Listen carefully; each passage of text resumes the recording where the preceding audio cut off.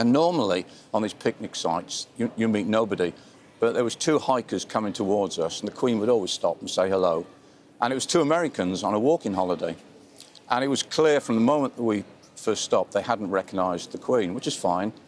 And the American gentleman was telling the Queen where he came from, where they were going to next, and where they'd been to in Britain. And I could see it coming, and sure enough, he said to Her Majesty, "And where do you live?" And she said, "Well, I live in London, but I've got a holiday home just the other side of the hills." And he said, "Well, how often have you been coming up here?" "Oh," she said, "I've been coming up here ever since I was a little girl, so over 80 years.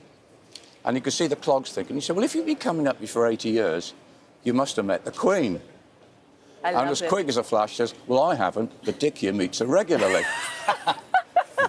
So the guy said to me, "Oh, you've met the Queen, what's she like?"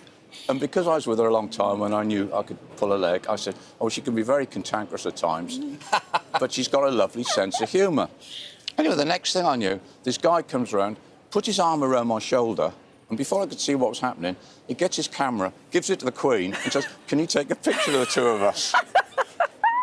Anyway, we swapped places, and I took a picture of them with the Queen, and we never let on, and we waved goodbye. And then Her Majesty said to me, "I'd love to be a fly on the wall when he shows those photographs to the friends in America, and hopefully someone tells him who I am."